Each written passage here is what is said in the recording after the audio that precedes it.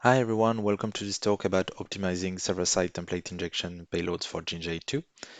I'm Remy Gascou, also known as Podalirus, and I am at GreHack 2021. So in my work days, I work as an offensive security consultant, and I do mostly pen tests. And in my nights and my weekends, I work in vulnerability research, and I write open source tools on GitHub to exploit new vulnerabilities. On my website at podalirus.net, I also write articles about how to exploit new attack vectors and security concepts. In this talk, we are going to deep dive into template engines and more specifically the server-side template injection vulnerabilities that we can find in them. To do this, we are going to use the Python jinja2 module, which is very famous and very widely used. And we are going to create new payloads to exploit jinja2 SSTIs, which are shorter than the currently known payloads. So what is a template engine? Basically, a template engine is a new way of thinking how web application works, where the template and the data are clearly separated. If we take as an example older paradigms such as PHP, in PHP you would have PHP code and HTML code all mixed up in the same file. And of course you can include files and you can do stuff in PHP to minimize this. But the main concept is that you have HTML code and PHP code living in the same file. And in template language, you would have only the HTML code and template code inside one file, but the data is actually in something else, like an object, a request, another file, a JSON file, or whatever you want. And the template engine will create the link between the two, where it takes as an input the template file with its template code, and it will replace inside the template file everything you want from the data. This template file is written in something called template code, which is kind of a programming language. It has for loops, it has while loops, and condition, variable name, comments, everything you want. And you can access the variables that you put in the data inside the template.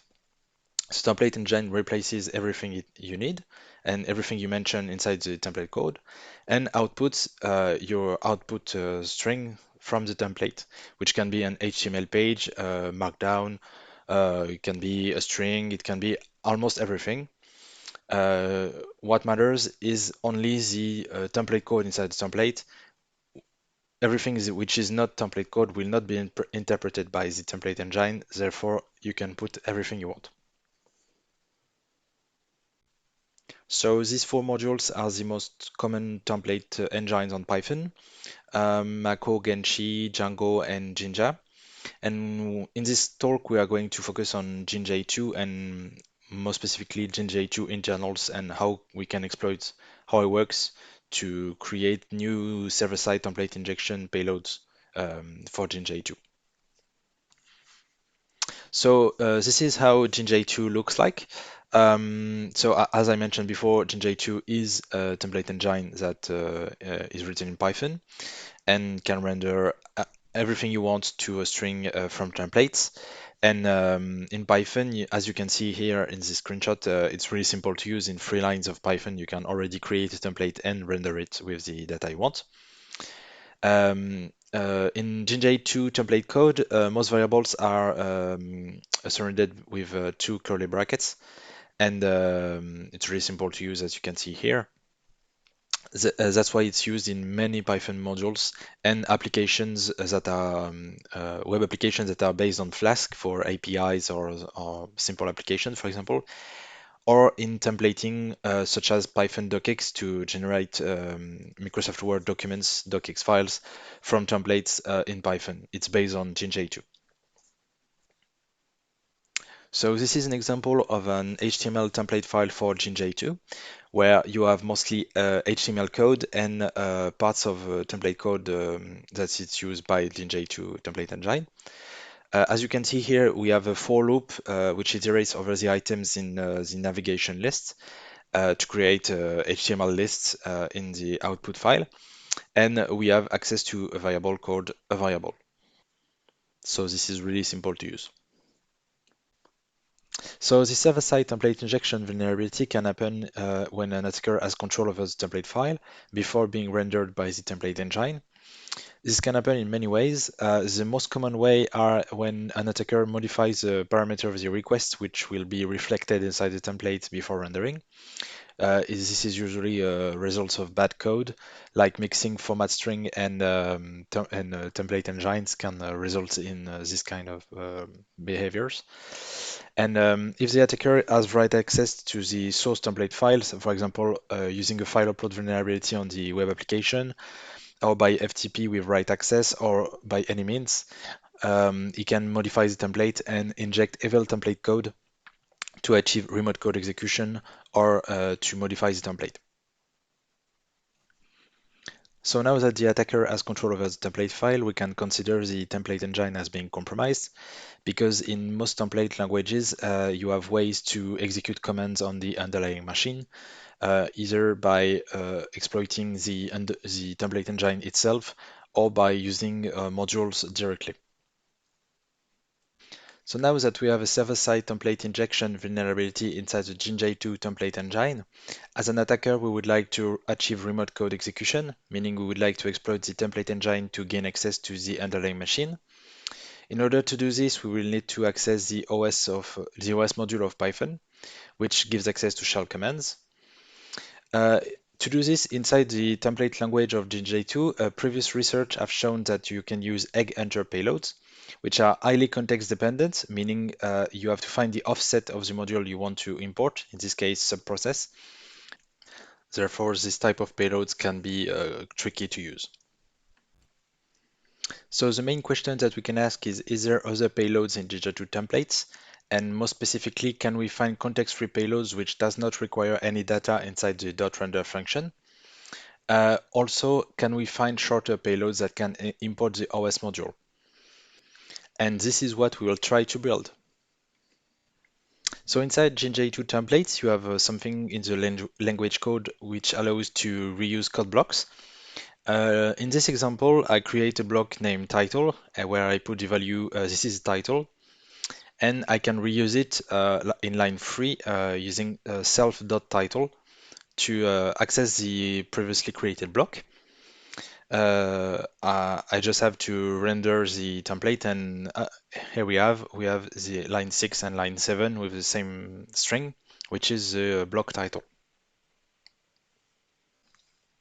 So the template reference object in jinja2 will hold the values of the blocks that we previously created, and we can access them everywhere in the template from self.title, and we do not have to put on a variable called self inside the .render method on the template, because it's built in inside the template object and it's already linked to the template reference object. This seems really cool from an attacker point of view because it's context-free. We do not need anything in the .render function to access the template reference object. Therefore, we can use it as a starting point to create our payloads. So as we've seen, the template reference object in jinja2 can be accessed from within a template with the double curly brackets self. And it's a context-free variable, meaning you don't have to do anything in the .render function to have access to self. And it's always accessible. So we are going to use this as the base of our payloads. So as I mentioned earlier, if we want to achieve remote code execution, we will need to access the Python OS module. So we will need to find where we can access it from within jinja2, because inside the template code of jinja2, you cannot use classical Python syntax, and thus you cannot import modules traditionally. So we will need to find somewhere inside jinja2 where the OS module is already imported and how we can access it.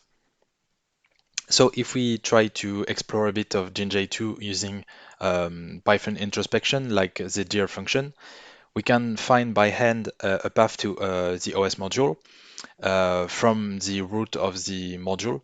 So jinja2.bccache.temfile.os access to the OS module.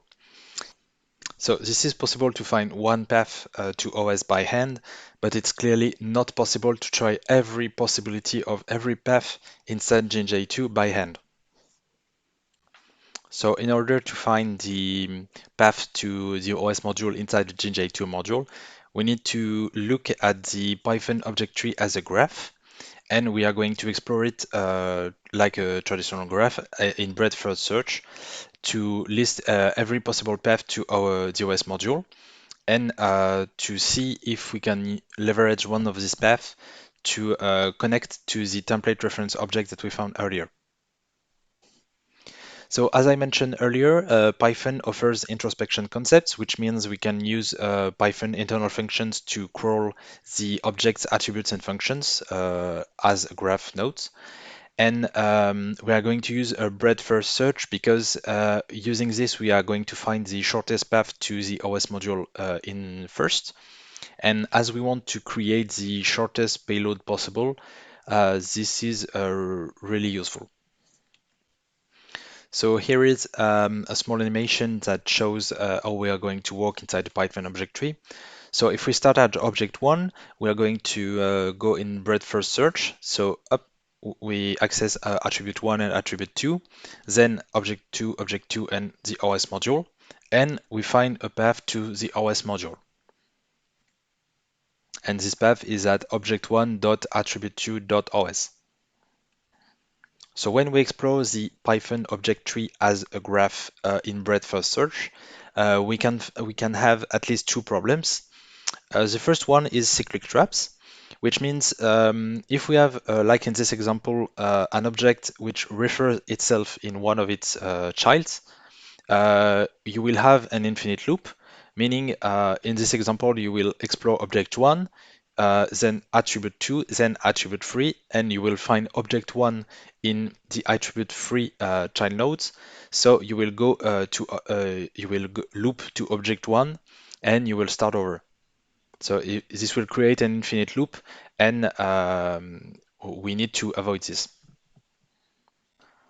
The second problem that we have is a long expression time, because during a breadth first search, we will encounter a lot of objects in the Python object tree, and we can encounter many of them more than once. For example, in this graph, we have object 2, which occurs 3 times, meaning if we explore object 1, we will go to attribute 1, then object 2, then attribute 2, then object 2, and we will have the object 2, which is referenced many times, but it's the same object.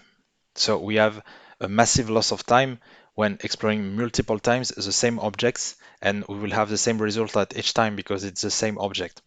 So we need to avoid this as well. So to solve both of these problems, I use the Python ID internal function, which allows to check the memory address of an object given parameter. So I just added a list called known IDs into my program, which stores every memory address of every object that has been explored inside the breadth first search. So when I explore child nodes of a node, I know every object that I already crawled, so I don't have to explore many times the same object. So here is an example of the output of my tool, which prints a found module with module name and the complete path from the source module to the target module that he found. It does not only looks for the OS module, and it lists every module it finds during the breadth first search. So in output of my tool, you also have a JSON file containing every path to the module that you want. For example, here in line 4, you have the module name, the target module name, for example, OS. And after this, you have a list of all the paths to OS from jinja2 with the complete path each time. So as I mentioned earlier, we are going to use the template reference object as a starting point because it's context-free, meaning it's always accessible from inside the template, no matter what you have inside the .render function. So it's really useful for an attacker. And we are going to try to connect the template reference object to one of the path to OS inside jinja2 that we found earlier. so that we have a context-free payload that can access OS each time.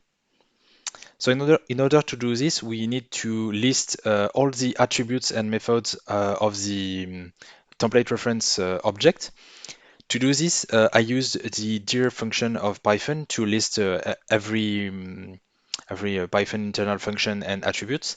And as we can see here, there's only one attribute which is custom, which is not a Python internal function, and it's underscore template reference underscore underscore context.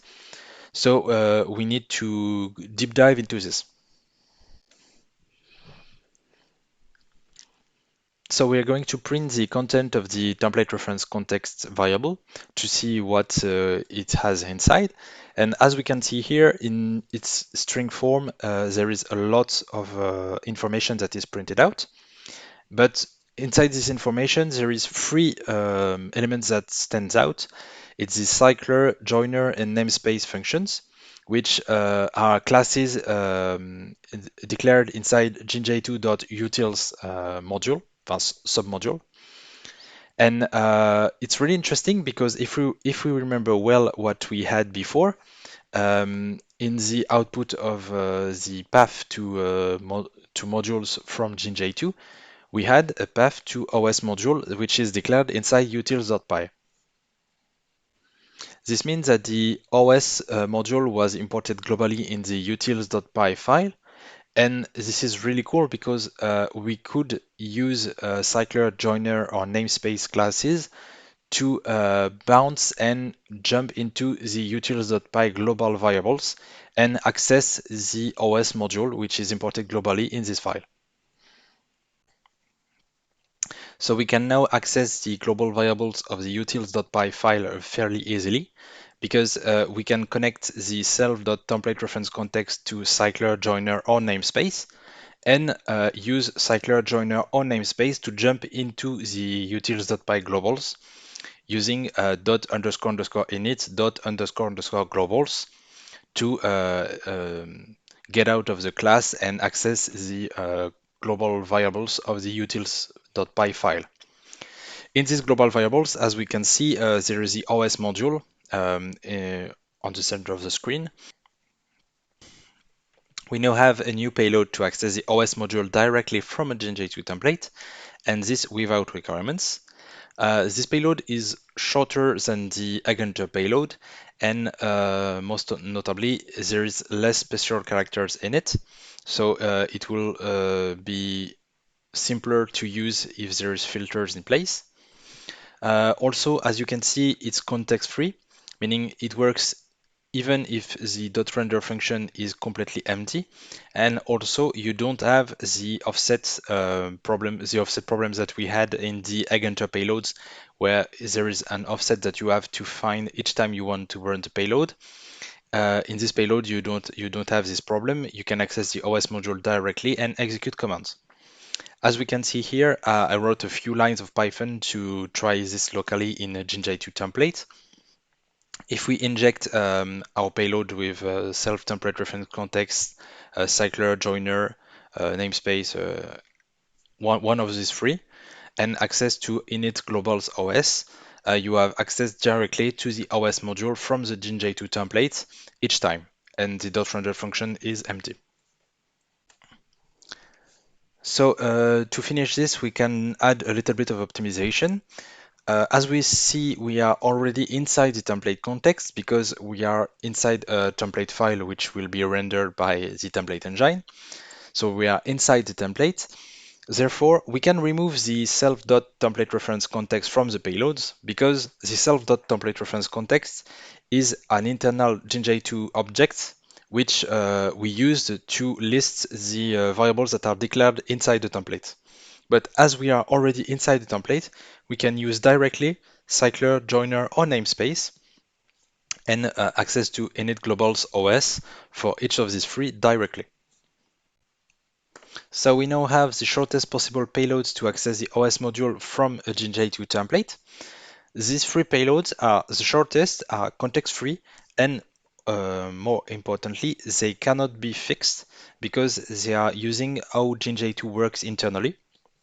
Internally, jinja2 uses the OS module inside the utils.py file, but if you cannot just remove the OS module from the utils.py file, and if a developer is using jinja2 in non-sandboxed mode, which is almost every application that I saw written using jinja2 was not using the sandboxing mode. So if someone does not use the sandboxing mode, it can be vulnerable to this because in sandboxing mode, there is no way to escape from the template. You cannot access to OS or to any other module other than the variables that you declared. But in classical mode, you can access the OS module with these three payloads, and therefore you can achieve remote code execution from a server-side template injection in jinja2.